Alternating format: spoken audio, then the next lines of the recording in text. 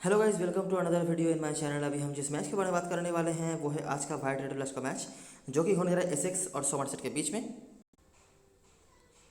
तो इन दोनों टीमों के बीच में मैच ऑलरेडी हो चुका है इसी दिन में। दोनों ही टीमों ने अपना पहला मैच एक दूसरे के अगेंस्ट में खेला था, जहां पे एसेक्स को जीत दर्ज हुआ था। उसके बाद से आपको पता ही होगा कि एसेक्स का परफॉर्मेंस काफ़ी ख़राब गया है। सोमरसेट पहले 2-3 मैच में हारने के बाद लगातार अच्छा कर रही है, और आखिरी मैच जो उन्होंने कल खेला था, जो कि केंट के अगेंस्ट में था, और कॉम्प्रीहेंसिवली उन्होंने 10 विकेट से जीत हासिल करा था।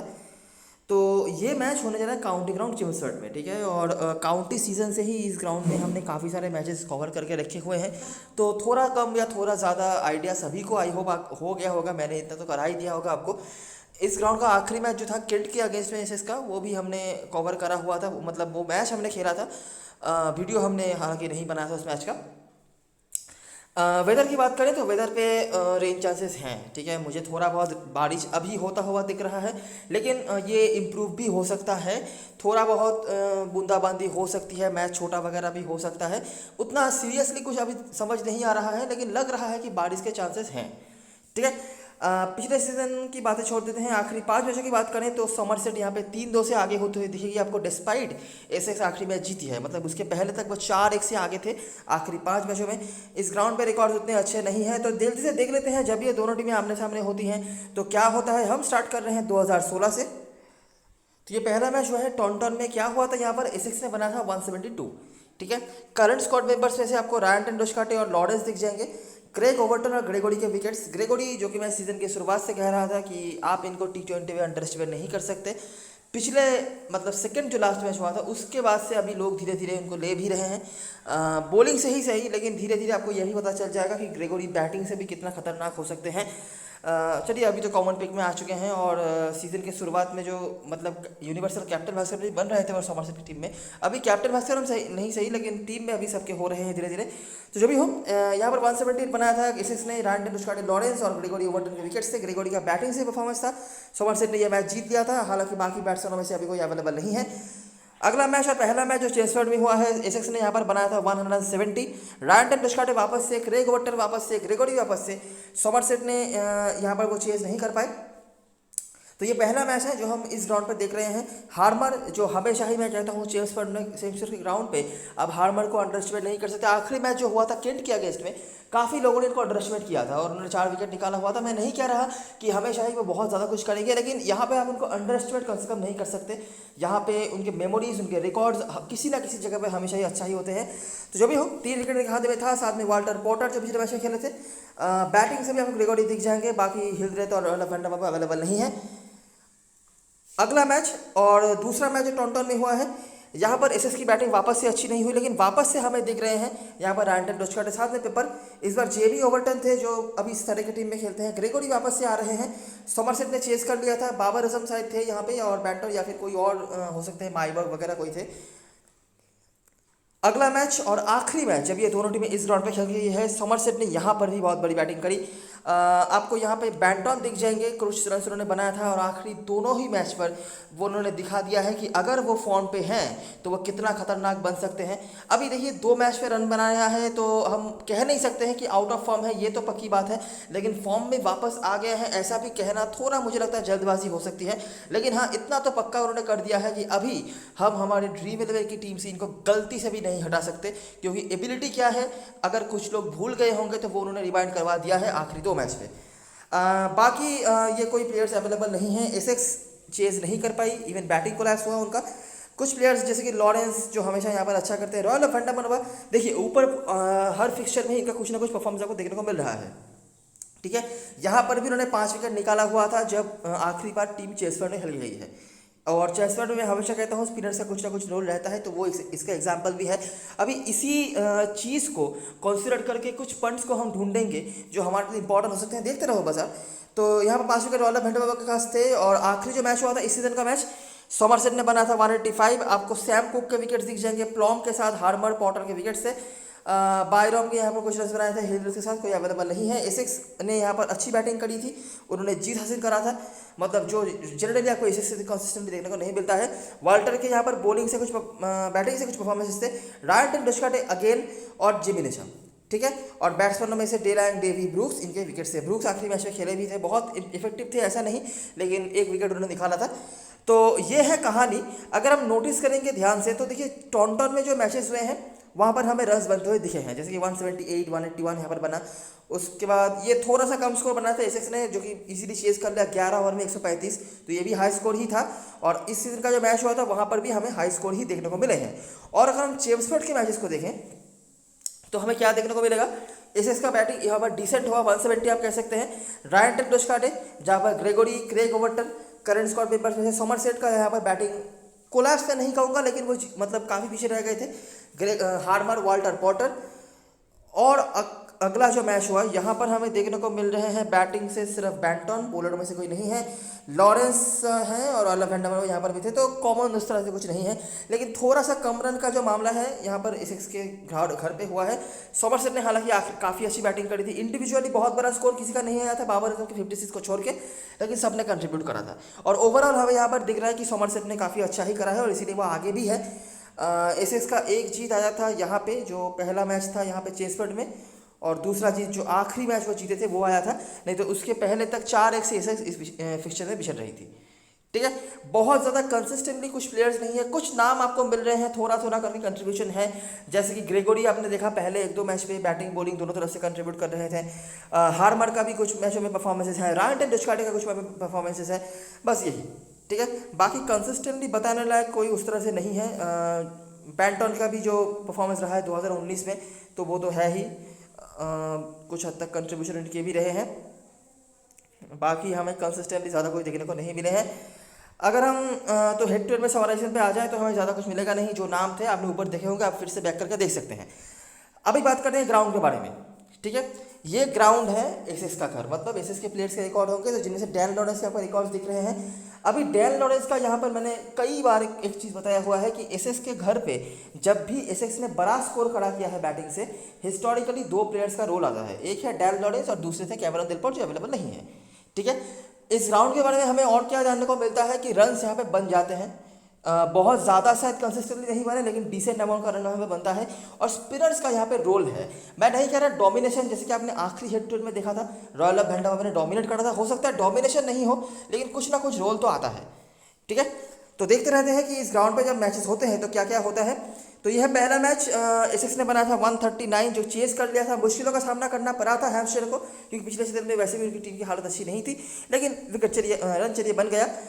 रायन टेक्टोस्काटे हैं और पेसर्स के साथ लेस्टर विकेट, निज्जार यहाँ पर 2 विकेट निकाल रहे सक्षम हुए थे। लॉजिकली देखिए निज्जार का नंबर इस ग्राउंड पे हमेशा ही आना चाहिए, कभी कभार आ भी जाता है, लेकिन जैसा मैं हमेशा कहता हूँ Nijjar one of the bowlers में से है, जिसकी सोमरसेट टीम में भी एक बॉलर है मैक्स बॉलर, तो ये कुछ ऐसे बॉलरों की लिस्ट में हमारे लिए हमेशा रहते हैं। जब भी हम इनका प्रेडिक्शन करते हैं वो अच्छा परफॉर्म नहीं करते हैं, जब भी हम इनके बारे में कुछ सोचेंगे नहीं कि नहीं हो सकता है कि यहाँ पर कोई रिकॉर्ड नहीं हो या कुछ नहीं हो, तब जाके इनका परफॉर्मेंस आता है, जब बिल्कुल ही हम इनके बारे में सोचते नहीं हैं। तो निज्जार का यहाँ पर रहा है 2 विकेट, साथ में हार्मर, वाल्टर ज़्यादा बॉलिंग नहीं कराते हैं अभी, 1 से 2 ओवर मैक्सिमम।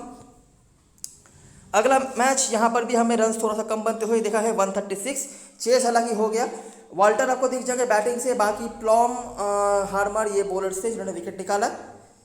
इस सीज़न का पहला मैच जो था, देखिए सीज़न का पहला मैच है, आप एक्सपेक्ट कर सकते हैं कि रन बनेंगे, लेकिन बना नहीं ज़्यादा, यहाँ पर 155 बना।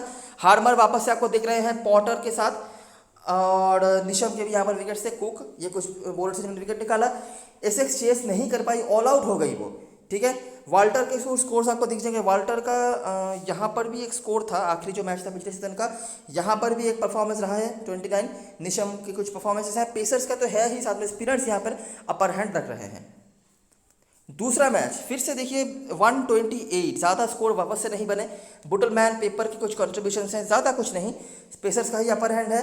सजेक्स इजीली चेस कर गई, निज्जार का यहाँ पर नंबर आया। निज्जार का देखिए कंसिस्टेंटली नहीं आ रहा है, लेकिन जब भी आ रहा है वो 2 करके विकेट ले रहे हैं। देखिए ये 2 मैच में नहीं आया, लेकिन यहाँ पर जब भी आया 2 विकेट उनके खाते में आ गए। और आखिरी जो मैच हुआ 167 बनाया था केंट ने, despite having a good start, बहुत बड़ा टोटल वो नहीं बना पाए। लॉरेंस जो हमेशा ही इस ग्राउंड पे इफेक्टिव होते हैं, बैटिंग से भी वो यहाँ पर कुछ रन बना के नॉट आउट थे, तब मैच बंद हो गया था, तो उन्होंने 2 विकेट निकाला हुआ था। हार्मर के साथ निज्जार का यहाँ पर भी 1 विकेट रहा है। एसेक्स ऑफकोर्स काफ़ी पीछे थी, 4 विकेट गिर गए थे, पेसर्स का अपर हैंड था, साथ में स्पिनर से कुछ विकेट। तो जो चीज़ आप देख सकते हैं इस ग्राउंड पे, रन ज़्यादा रिसेंटली नहीं बने हैं। ठीक है। मतलब मैं कहना चाहता हूँ कि बहुत ज़्यादा रन यहाँ पे बनते नहीं हैं। आपने कुछ मैचों में शायद देखा हो कि यहाँ पर 180 185 तक बने भी होंगे, लेकिन जनरली ऑन एन एवरेज यहाँ पर इतना रन बनता नहीं है। इस सीजन में 167 यही हाईएस्ट है। इसके पहले तक हमने बैटिंग फर्स्ट में 128। चलिए एसएस की बैटिंग छोड़ भी देते हैं, एसएस उतनी अच्छी बैटिंग टीम है नहीं कंसिस्टेंटली अच्छी करने वाली, लेकिन अगर हम दूसरी टीमों का देखें तो 155 उन्होंने बनाया था, 136 एसएस का ही है, 139। तो आप देख सकते हैं ज़्यादा रन नहीं बन रहे हैं, कहीं ना कहीं पे जाके यहाँ पर मैच रुक रहा है, मैच फंस रहा है। ठीक है। तो इसीलिए यहाँ पे आप उस तरह से बैटिंग डोमिनेशन वाला सीन शायद नहीं सोच सकते हैं। अभी देखिए हो सकता है जैसे कि बैटन वगैरह जिस तरह के प्लेयर हैं, अगर वो टिक जाते हैं, अगर वो हिट करने लग जाते हैं, तो क्या पता जो हम देख रहे हैं वो बिल्कुल भी कोई काम पे नहीं आए। लेकिन हिस्ट्री ये कह रहा है कि यहाँ पर ज़्यादा रन नहीं बनते हैं और चेज हो जाता है इजीली। ठीक है। पेसर्स तो होते ही हैं, पेसर्स का तो विकेट आता ही है, स्पिनर्स का यहाँ पे कुछ कुछ रोल आता है। ये हमने बहुत ही पहले से काउंटी मैचेस जब भी हमने खेले हैं तब भी ये चीज़ नोटिस करा है और अभी भी ये चीज़ हम नोटिस कर पा रहे हैं। कुछ नाम अपने यहाँ पर देखे होंगे जिनमें से डैन लॉरेंस का आपने देखा, बैटिंग के रिकॉर्ड अच्छे होते हैं। हार्मर हमेशा ही आप इनको अंडर एस्टिमेट नहीं कर सकते इस ग्राउंड पर। इस सीजन में जीवी ऋषभ ने भी कुछ कंट्रीब्यूट करा है। आरोन रिचार्ड एक बॉलर हैं, कंसिस्टेंट नहीं है, लेकिन कभी कभार यहाँ पे मंचे से विकेट वो लेके रहते हैं, बस यही। ठीक है। तो यही कुछ चीज़ें हैं जो देखने लायक था। ग्राउंड से हेड टू हेड की सारी चीज़ें हमने आपको दिखा दी हैं जो बताने लायक था। आई होप आपने सही से देख लिया होगा। अभी आ जाते हैं प्लेइंग 11 के सेक्शन पर और देखते हैं कौन कौन से प्लेयर हमारे लिए इंपॉर्टेंट हो सकते हैं। सॉमरसेट की टीम में टॉम बेंटन डिफॉल्ट कीपर हैं, आप इनको अंडर एस्टिमेट तो करने का कोई सवाल पैदा ही नहीं होता। एक ही प्रॉब्लम हो सकता है कि एसएस के टीम के जितने बैट्समैन हैं, मतलब डैन लॉरेंस को छोड़ के जितने बैट्समैन हैं जो बैटिंग से कंट्रीब्यूट कर रहे हैं, वो majority of the batsman keeper section में हैं। एडम वीटर हैं, बुटलमैन है, पेपर हैं। तो यही एक प्रॉब्लम हो सकता है कि आप हर टीम में शायद बैंटन को कंसिडर नहीं भी कर पाएँ अगर आपको कहीं भी कोई बैट्समैन लेना है तो। लेकिन ऑफकोर्स स्मॉल लीग में नंबर 1 चॉइस है और अगर आपको एक कीपर लेना है तो वो भी बैंटन ही होंगे। उस बाद डेवन कॉनवे, मुझे लगता है ये कंडीशन उनके काफ़ी सपोर्ट में आ सकता है और वो किस तरह के टच में है ये मुझे बताने की ज़रूरत नहीं है। आखिरी मैच में बैंटन की इनिंग्स के सामने सभी शायद इनको उस तरह से नोटिस नहीं कर पाए हो, लेकिन इन्होंने भी 50 रन बना के रखा हुआ था। बैंटन के फॉर्म को लेकर आप डाउट कर भी सकते हैं अभी भी। 2 मैच हालांकि उन्होंने रन बनाए हैं, लेकिन अभी भी डाउट कर सकते हैं, लेकिन कॉनवे के फॉर्म को लेकर आप डाउट नहीं कर सकते। उसके बाद विल स्मिथ हैं, अभी काफ़ी लोग इनको ले रहे हैं क्योंकि बैटिंग सेक्शन में और कोई डिसेंट ऑप्शन आपके लिए बचा नहीं है, तो वो हम देखेंगे हमारे पास कोई ऑप्शन हैगा या नहीं। लुइस गोल्ड्सवर्थ ये आपके लिए काफ़ी काम पे आ सकते हैं। क्यों काम पे आ सकते हैं? देखिए, इनको तो बैटिंग नंबर 4 तक मिल जाएगी और ज़रूरी नहीं हर दिन 10 विकेट से ही टीम जीते, है ना। तो लुइस गोल्ड्सवर्थ आपके लिए बैटिंग से काम पे आ सकते हैं। पॉइंट नंबर 2, इनकी बॉलिंग यहाँ पे काम पे आ सकती है। आखिरी मैच पर इन्होंने 2 ही ओवर कराया था, हो सकता है कि यहाँ पर इनका ओवर बढ़े। ठीक है, बढ़ना चाहिए ऐसा मुझे लग रहा है, जैसे कि इस ग्राउंड पे हमने देखा है। और पॉइंट नंबर 3 ये है कि लेफ्ट आर्म ऑर्थोडॉक्स स्पिनर जो रॉयल ऑफ वेंडरबर्ग हुआ करते थे, उनके अगेंस्ट में हमेशा ही एसएस ने यहाँ पर तकलीफ उनको सहना पड़ा है। अभी देखिए बॉलर अलग हैं, लेकिन एंगल और स्टाइल ऑफ बॉलिंग सेम ही रखते हैं लुइस गोल्ड्सवर्थ भी। ठीक है, तो कहीं ना कहीं पे जाके ये आपके लिए इफेक्टिव हो भी सकते हैं अगर आप चाहे तो। काफ़ी कम लोग ले रहे हैं, लेकिन मैं शायद अपनी टीम में किसी भी तरीके से इनको लेने की कोशिश करूंगा। उसके बाद 11 भी है, किसी काम पे आ नहीं रहे हैं, बॉलिंग नहीं कराते हैं, सिर्फ बैटिंग की वजह से आपको सब लेने वाले हो नहीं स्मॉल लीग में। ग्रेगोरी हमारे टीम में तो वैसे भी होते पहले से ही, अभी भी हैं। बेन ग्रीन, मर्शेंटे लैंग, वालर, एक और बॉलर, एक और लेग स्पिनर जो इनका रोल आना चाहिए। अभी आपको भी पता चल ही चुका होगा अभी तक कि मैं क्यों इतना डाउटफुल होता हूँ इनको लेकर। जहाँ पर आप सोचेंगे, जैसे कि कल के मैच में भी आपने देखा कि लगातार विकेट्स ले जा रहे हैं, लेकिन जब भी हमने इनको लिया ना ही इनसे बॉलिंग कराई गई ढंग से और ना ही इनको विकेट मिले। तो रिस्की पिक होता है, अगर आप कंसीडर करना चाहो ले सकते हैं, नहीं तो सेफ है डेलैंग, उनके साथ भी आप जा सकते हो ओवरटन के साथ। ठीक है, ओवरटन हालांकि मुझे इनकी बॉलिंग से बहुत उम्मीदें नहीं हैं इस ग्राउंड पर। हालांकि आखिरी मैच पर भी अगर आपने मैच देखा होगा आपको पता होगा उन्होंने बहुत अच्छी बॉलिंग नहीं कराई थी, लेकिन विकेट्स उनको मिले थे। तो वही बात है कि देखना पड़ेगा कि किस तरह से हम मैनेज कर पाते हैं इनको। लेकिन हमारे लिए स्मॉल लीग में जो प्लेयर्स होंगे, रिगार्डलेस ऑफ एनीथिंग, 1 2 3 4, यहाँ पर मैं कोशिश करूँगा अगर वालर को मैं ले पाऊँ तो 5 प्लेयर्स यहाँ से हो गए और ओवरटन छठा प्लेयर। अगर वालर नहीं है तो डेलैंग के साथ तो हम चले ही जाएंगे, यहाँ पर कोई दिक्कत वाली बात नहीं है। विल स्मिथ एक्स्ट्रा बैट्समैन जो है लोग ले रहे हैं, लेकिन मैं आपको आगे दिखाऊंगा कि आप इनके जगह पर किसको ले सकते हो। विल स्मिथ पिछले मैच में उनको बैटिंग नहीं मिला था, उसके पहले 2 मैच पर उन्होंने लगातार बैटिंग से अच्छा करा हुआ था। तो अभी देखना पड़ेगा कि हम इनके साथ किस तरह से इनको यूज़ कर पाते हैं। बेंच पे जैक लीच भी हैं, इनको भी आज के मैच में खिलाया जा सकता है। अगर जैक लीच खेलते हैं तो आपको तो पक्का पता चल जाएगा कि पिच पे स्पिनर्स के लिए काम होने वाला है। किसके जगह पर खेलेंगे वो देखना पड़ेगा, लेकिन खेल सकते हैं, ये पॉसिबिलिटी है। अच्छा, अभी बात करते हैं एसएस के बारे में। एसएस की तरफ से टॉप 3 जो बैट्समैन हैं वो, या 4 में से 3 जो बैट्समैन हैं वो हैं कीपर सेक्शन में, और आप मोस्टली इनको मैनेज नहीं कर पाएंगे। विटर्स फिर भी आप ले सकते हैं, थोड़ा बहुत ज़्यादा अच्छा करे हैं उन्होंने और कीपिंग से ही पॉइंट दे सकते हैं, लेकिन मुश्किल ही होगा इनको लेने में। डैन लॉरेंस मस्ट हैव है, आप इनको कहीं से भी अंडर एस्टिमेट नहीं कर सकते, और अभी तो सब ले भी रहे हैं, कैप्टन भास्कर ने बना रहे हैं। इनकी बॉलिंग काम पे आती है यहाँ पर, और बैटिंग से भी जितने भी एसएस के बैट्समैनों के रिकॉर्ड्स हैं उनमें से डैन लॉरेंस भी हैं।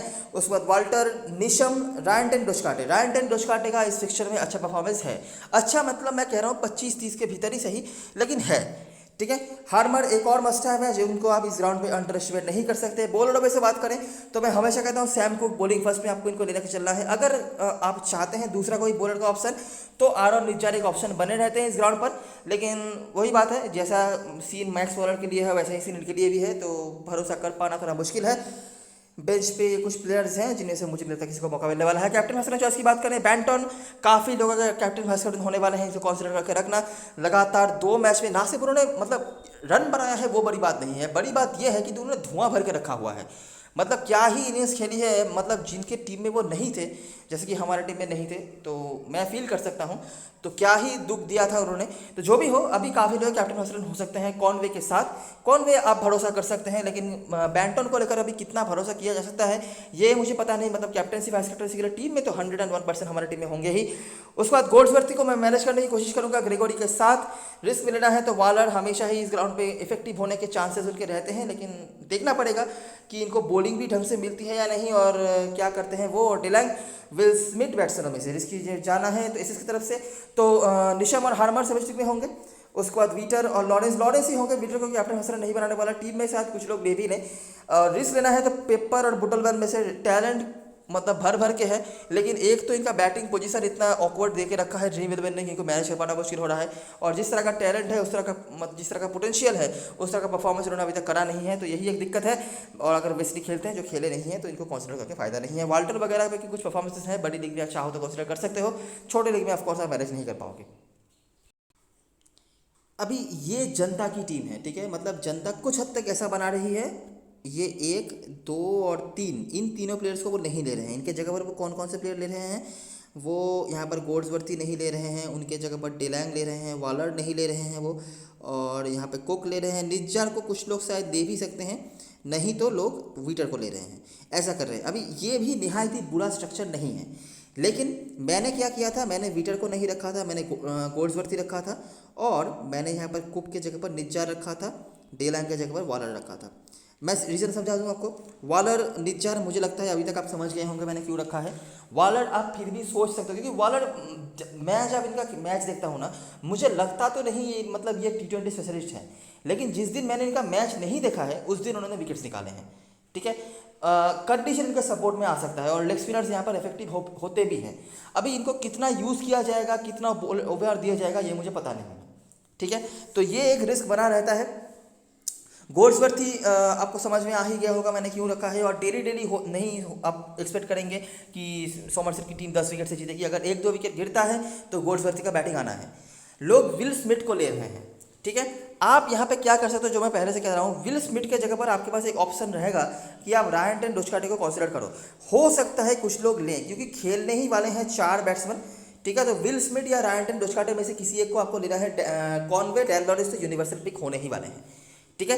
रायन टेन डोस्काटे की कुछ परफॉर्मेंसेस यहाँ पे हैं, और इसीलिए मैंने इनको कंसीडर करने के लिए कहा। इनका बैटिंग ऑर्डर नीचे है मुझे पता है, लेकिन इनके पास बैटिंग भी मोस्ट प्रोबेबली आनी चाहिए। विल स्मिथ ने अच्छा करा है, और एसएस की बॉलिंग जैसी है, मैं बहुत अगेंस्ट भी नहीं हूँ कि आप इनको मत लो, ठीक है। सेफ भी होंगे, लेकिन Ryan ten Doeschate extra batting question आपको दे सकते हैं। आपके पास अगर आप यहाँ पे विल स्मिथ को लेते हैं तो लॉरेंस निशम के बाहर आपके पास कोई प्रॉपर बैट्समैन होगा नहीं एसएस की तरफ से, ठीक है, तो ये सिलेक्शन आप कर सकते हो। मुझे नहीं लगता कि अगर आप स्मिथ के साथ भी जाओगे तो बहुत कुछ गलत होगा, लेकिन इनके फॉर्म को लेकर मुझे थोड़ा सा डाउट है। रायन टेंडुलकर के फॉर्म को लेकर भी डाउट है, लेकिन ये बड़े प्लेयर हैं, इनका रिकॉर्ड हालांकि अच्छा रहा है। उनको भी पता है कि उनको अगर अपने इस टीम में जगह बना कर रखना है और टीम की भी ज़रूरत है तो उनको परफॉर्म करना है, बस यही है। ये सिलेक्शन आपके ऊपर है, आप कुछ भी कर सकते हो। वॉलर अगर आप लेना चाहते हो ले सकते हो, नहीं तो मर्चेंटाइल गोल्ड्सवर्थ मैं रखना चाहूँगा मेरे टीम में किसी भी तरीके से, ठीक है। क्योंकि इनकी बॉलिंग यहाँ पे काम पे आ सकती है, बैटिंग भी सही जगह पे कर देंगे और इनके पास टैलेंट की भी कमी नहीं है। हो सकता है लोग धीरे धीरे भूलें, लेकिन ये भूलने वाले प्लेयरों में से नहीं है, ये ओवर द सीजन आपको पता चली जाएगा।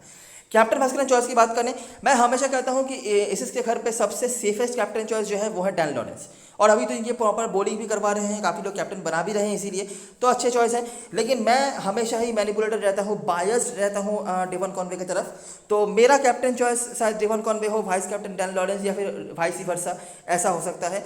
काफ़ी लोग होंगे जो बेंटन को कैप्टन वाइस बना सकते हैं, जिस तरह का मतलब परफॉर्मेंस उन्होंने करके रखा हुआ है आखिरी 2 मैच में, मैं अगेंस्ट नहीं हूँ। लेकिन जैसा कि आपने देखा है इस ग्राउंड पे कि बहुत रन्स नहीं बनते हैं, तो सेफ मुझे लगता है यही होगा कि आप किसी प्रॉपर ऑलराउंडर के साथ जाइए। कॉनवे जिस तरह के बैट्समैन हैं, आप उम्मीद रख सकते हैं कि वो 40-45 बॉल खेलें लेकिन 50 रन अपने लिए बना सकते हैं, लेकिन बेंटन इतना टाइम लेंगे नहीं, और यही दिक्कत मुझे लगता है कि यहाँ पे हो सकता है उनके लिए। रन्स बनाएंगे, मैं इसमें कोई आपको डाउट नहीं देना चाहता, रन्स ज़रूर बनाएंगे, लेकिन कितना बनाएंगे और कितनी देर तक वो रह पाएंगे यही अभी देखने लायक बात है, ठीक है। तो सेफेस्ट होंगे डैन लॉरेंस, आप वाइस कैप्टन कॉनवे के साथ या वाइस वर्सा कर सकते हो। इसके अलावा भी आपके पास एक बहुत ही अलग हट के कैप्टन वाइस कैप्टन का चॉइस देखना है तो वो गोल्ड्सवर्थ हो सकता है। सेम रोल, जैसा रोल डैन लॉरेंस का है एसएस में, वैसा ही रोल इनका हो सकता है, और यहाँ पर उनकी बॉलिंग भी ज़्यादा हो सकती है, ठीक है, ये पकड़ के रखना है। तो स्मॉल लीग के लिए ये दोनों, और थोड़ा सा अलग करना है तो बेंटन, जिसका सजेशन मैं बहुत ज़्यादा नहीं दूंगा, लेकिन आपको पता चल ही गया होगा कि पोटेंशियल किस तरह का है, तो किसी भी रिकॉर्ड या किसी भी स्टैटिस्टिक्स के ऊपर ये डिपेंड नहीं रहेगा अगर वो चलने लग गए तो। और कुछ अलग करना है तो गोल्ड्सवर्थ के साथ आप जा सकते हो, ठीक है। बाकी हार्मर, निशम, ग्रेगोरी, ये भी मुझे लगता है कंसिस्टेंटली आपको कुछ पॉइंट्स देके जाएंगे, लेकिन मैंने जिन प्लेयर्स का आपको नाम बताया है वो आपके लिए मतलब ज़्यादा इनको एक्सपोजर मिलेगा, स्पेशली लॉरेंस और गोल्ड्सवर्थ को बैटिंग बॉलिंग दोनों तरफ से। बाकी प्लेयर्स का मुझे कंफर्म नहीं है। निशम को मिलेगा, लेकिन निशम ने अभी तक खास कुछ करा नहीं है 1-2 मैच को छोड़कर, तो इसीलिए मैं निशम को नहीं करा। इनिशियली मैंने इन 3-4 प्लेयर्स के बारे में ही बताया है कैप्टनसी वाइस कैप्टनसी के लिए, ठीक है। ऑप्शंस आपके पास बहुत ज़्यादा रेलिवेंट ऑप्शन नहीं होगा बैटिंग सेक्शन में, जैसे रायन टेंडुलकर या स्मिथ में से कोई। ऑलराउंडर सेक्शन में मुझे ये 4 तो प्लेयर चाहिए होंगे। बॉलर सेक्शन में वॉलर या डिलैंग, और अगर बॉलिंग फर्स्ट होती है तो कुक को आप कंसिडर कर सकते हो, बस ऐसे ही कुछ छोटे मोटे चेंजेस, ठीक है। तो ये रही सारी चीज़ें और सारी एनालिसिस। वीडियो अगर पसंद आया हो तो लाइक ज़रूर करना, सब्सक्राइब करना चैनल को, टेलीग्राम चैनल पे ज़रूर ज्वाइन हो जाना, क्योंकि लास्ट टाइम पे सारी अपडेट्स वगैरह वहीं पे आने वाली हैं। तब तक के लिए best of luck for this match and goodbye for now.